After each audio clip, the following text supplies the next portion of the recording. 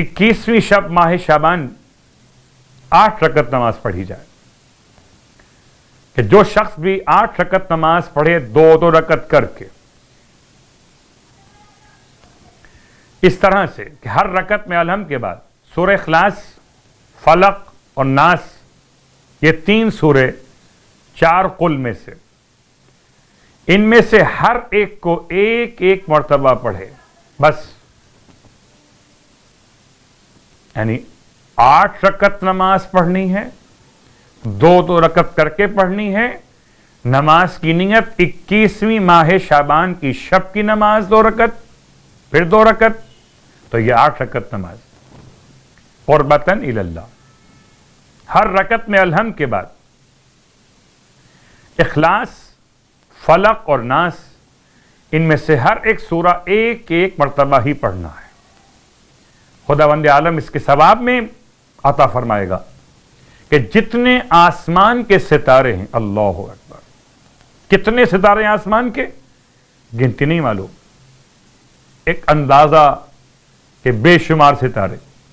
اتنی تعداد میں نیکیاں لکھے گا اس نماز گزار کے لیے، اور اتنی ہی تعداد میں اس کے درجات بلند کرے گا،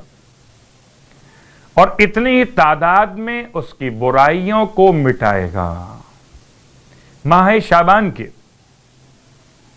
روزوں کا بیان اللہ کے حبیب صلی اللہ علیہ وآلہ وسلم ارشاد فرماتے ہیں کہ جو شخص ماہ مبارک شعبان کے 21 روزے رکھ لے، فرشتے اسے خوش آمدید کہیں گے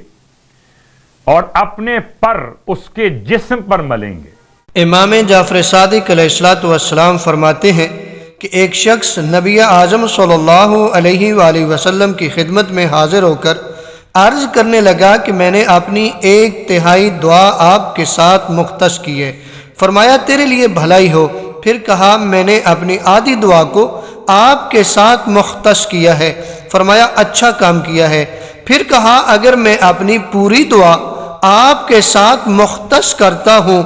فرمایا اللہ تیری دنیا و آخرت کی تمام حاجتیں بھر لائے گا۔ اس وقت ایک مرد نے عرض کی اللہ آپ کو دین میں موفق رکھے، ایک شخص کس طرح اپنی دعا حضرت کے ساتھ مختص کر سکتا ہے؟ امام جعفر صادق علیہ السلام نے فرمایا خدا سے کچھ مانگنے سے پہلے محمد و آل محمد پر درود بھیجے، یعنی جب آپ دعا کرنے لگے تو پہلے درود پڑھے تو پروردگار آپ کی تمام دعاؤں کو قبول فرمائے گا۔ اور بعض علماء فرماتے ہیں کہ جب آپ دعا کریں پہلے بھی درود پڑھیں، دعا کے بعد بھی آپ درود پڑھیں تو پروردگار آپ کی دعاؤں کو قبول فرما لے گا۔ یعنی ہمیں پتہ چلا کہ اگر ہم چاہتے ہیں کہ پروردگار ہماری دعاؤں کو قبول فرمائے، ہماری حاجات کو پورا فرمائے، تو جب بھی ہم دعا کریں، دعا کرنے سے پہلے بھی ہم درود پڑھیں اور دعا کے بعد بھی ہم درود پڑھیں تو پروردگار ہماری تمام حاجات کو پورا فرمائے گا۔